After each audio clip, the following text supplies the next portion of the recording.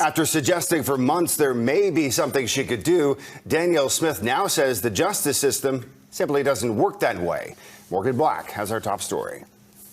The Premier says she's no longer exploring a pardon for people who violated COVID-19 public health rules because Canada's legal system doesn't work like it does in the States. She made the statement Monday on the Sean Newman podcast. I think that some people think that a premier has the same power as they do in the States of clemency or offering pardons, and I've not observed that that's the case in Canada. Smith also says politicians need to be hands-off once the justice system gets involved, a firmer stance than last week when Smith said she'd been talking to prosecutors about COVID-19 rule-breaker cases and how those cases should proceed. I do want to make sure that they have an independent process for assessing that, but I ask them on a regular basis as new cases come out, is it in the public interest to pursue, and is there a reasonable likelihood of conviction? Since then, she said imprecise language led to confusion. On Monday, saying once the wheels of justice roll, there isn't anything a politician can do. Law professor Lorian Hardcastle says that's true in Alberta. There is some precedent for it federally. Certainly provincially, there's no legislative structure currently in place that would address this. The opposition NDP says it remains concerned about any potential conversations between Smith and Alberta Justice. Irfan Sabir sent a formal request to the Justice Minister, asking for an independent investigation to determine if the Premier interfered in the justice system. Albertans must have trust and confidence that prosecutorial decisions are entirely free of political interference and bias. The Alberta Crown Prosecution Service says no legal matters have been discussed between Smith and prosecutors. Thus, the Justice Minister's office says no further action is required. But Hardcastle says Smith's wide-ranging comments have left public confidence in jeopardy, and an investigation could clear that up. The Premier should continue to take the temperature of Albertans in terms of where they are on this issue. Morgan Black, Global News.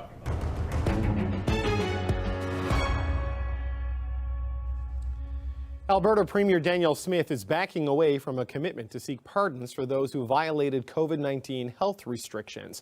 This is how she answered when asked about her previous commitment yesterday. As we continue to see some of these cases go through, some of them get dropped, some of them fail, they have to consistently recalibrate. But I do want to make sure that they have an independent process for assessing that. But I ask them on a regular basis as new cases come out, is it in the public interest to pursue? And is there a reasonable likelihood of conviction? And so I'll leave the justice system to work, but I do think that's an important lens for us to be looking at these kinds of charges.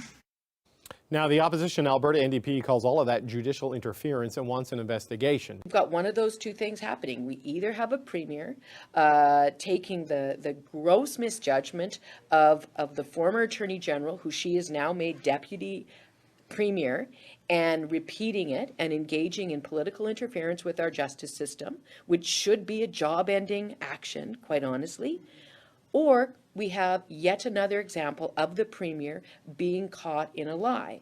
And so we're in a position of a habitually lying premier. And that is something that should really cause Albertans to question whether they can count on her to lead this province in the future or now. And Smith herself released a statement this afternoon to clarify she was referring to conversations with the province's Attorney General, and at no time did she communicate directly with Crown prosecutors, despite saying that at least twice this week. To dig into the politics of all of this, it's time for the Power Panel. Jason Markisoff is an opinion and analysis producer at CBC Calgary. Emily Nicolas is a columnist with Le Devoir. She's in Montreal. Robert Benzie is the Toronto Star's Queen's Park bureau chief. He's in Toronto, and here in studio with me, the CBC's John Paul Tasker. All right, so Jason, what is Danielle Smith trying to do here? Is she trying to moderate her message on the COVID issue ahead of this year's election? And if so, why is she doing that? She's trying to do a few things. I mean, I guess every politician tries to do a few things.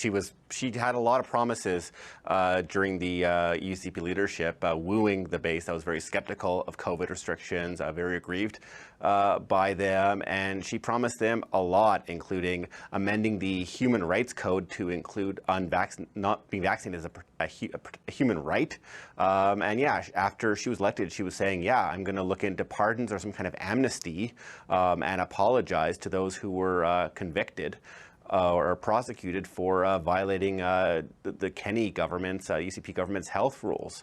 The tricky thing is a lot of them are ongoing and are live in the justice system. And, you know, I don't know this for a fact, but it could well be possible that a few people in the justice system spoke to her about, they're live, ongoing things. You don't just pardon and expunge them. So she's produced this idea that she has conversations with prosecutors or some people in Alberta Justice to discuss with them certain things. Well, you know, we've all covered, you know, I think here covered or was aware during the SNC Lavalin thing, there are supposed to be some lines between the politicians and the prosecution and justice system. And the NDP makes some fair points about whether even talking with not just, you know, if she says, okay, I've said twice I've talked to prosecutors, I misspoke, I talked to just the Deputy Attorney General. You know, in the Prime Minister's case, even talking to the Justice Minister, people in his office about doing something on the SNC Lavalin prosecution was cause for high dudgeon and a lot of inquiry. Yes, I'm old enough to remember in-depth conversations about the Shawcross Doctrine. And Emily, I'm also old enough to remember the 2021 election where we watched Erin O'Toole try to moderate some of the harder positions she took during the leadership. And he got eaten alive for that. It became a real problem for his credibility, shifting in position, and questions about was he really the true blue conservative he promised to be. I mean, does Danielle Smith expose herself to a similar situation with more of the hardened conservative people she courted to win this job? Yes, that's what happens when you put forward ideas that are not feasible in the Canadian system. It looks like to me, you know, when you're going to say, I'm going to pardon those people, that you've been watching a lot of Fox News and just essentially replicating this idea that's been toyed with a lot during the Trump era presidential pardon. That's not how it works in Canada when you're a premier. And so I think she just hit the reality of that wall essentially, and got reminded of how things actually work in our system.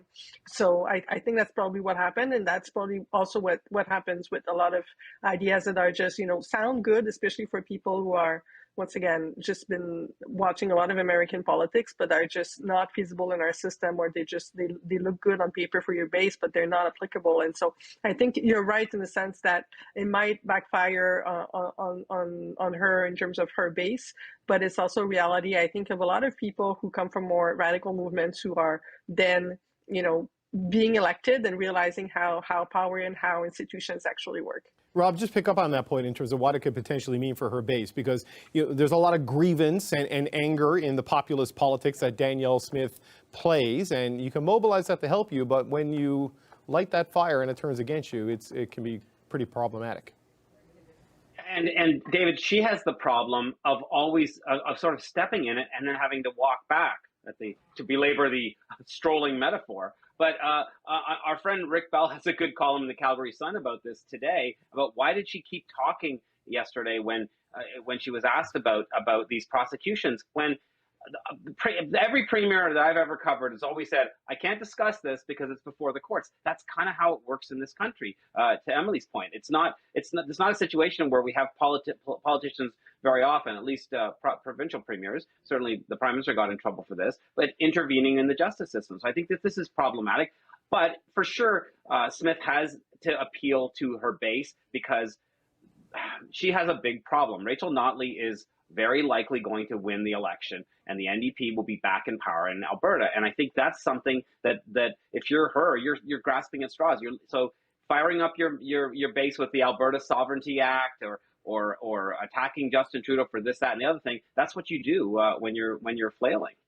Right. So, JP, on the point Rob raises about the NDP, I mean, like, to Premier Smith's credit, she's willing to take any kind of question and talk about any kind of topic. That's a refreshing thing in politics, but this is the sort of thing the New Democrats can potentially weaponize against. Yeah, for sure. I mean, because there's only so many anti-maskers to go around. I mean, you can't cobble together a winning government just by relying on fringy elements that, you know, were worried about the vaccines and didn't want to wear the face diaper and whatever, all the language that they kind of disseminated at that time. I mean, that's such a narrow cast group, right? And I think that even Danielle Smith recognizes that, probably why she's pivoting a little bit to say, well, you know, I can't really call out prosecutors and have these things drop. That's not really how it works. And I mean, it's funny that even like the UCP is a tough crowd to appease because I was seeing even today they're calling her Kenny 2.0. Like some of the more radical elements are saying she's broken all her promises to us on this. And I think it's so hard to keep that coalition together. It's really hard for Danielle Smith to appeal to everybody that's under this big tent. And I think that, you know, she has to kind of draw a line in the sand, right? If she doesn't want to be swamped by the NDP, she has to have some palatable views that can appeal to some people who are like, yeah, maybe we went too far with COVID restrictions, but some of the more aggressive stuff was off color. Right, but Jason, just as a final point, there's the position itself, but then there's the frequent clarifications of positions and events, right? Like saying you spoke with prosecutors, then have to clarify you didn't speak with prosecutors, clarifying positions on the Sovereignty Act. So there is a challenge just from the consistency of message and public understanding of exactly what they've done and what they intend to do that eventually becomes a political problem.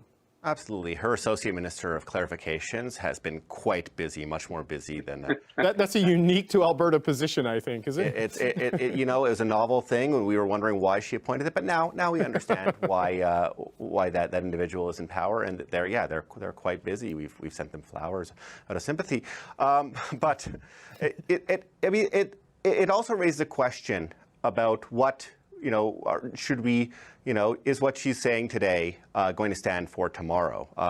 In an interview with me a few weeks ago, she talked about liking former Premier Ralph Klein and how he put out a lot of trial balloons. He would say something and then, have it stress tested from the public or reality, then maybe had to walk it back the next day and then shrugs and moves on. But, then the question is, what do you take seriously from your elected leaders? Right, but Emily, I guess there's a difference in floating a trial balloon and saying, hey, we're thinking about doing this, and then saying, no, we're not going to do it, versus, I did this yesterday. Actually, I didn't do this yesterday, right? I mean, that creates the sort of problems when you run into an election campaign.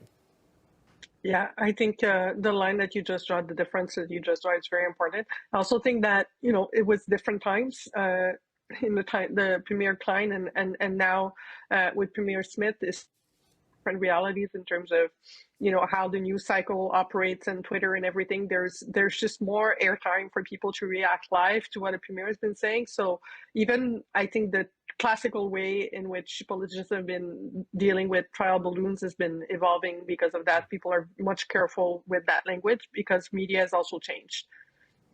Right. That's a very good point. We're going to park the Alberta conversation there. It's not going to end. I think we're going to talk Alberta a lot up to May. But stay tuned. More Power and Politics coming up right after this break.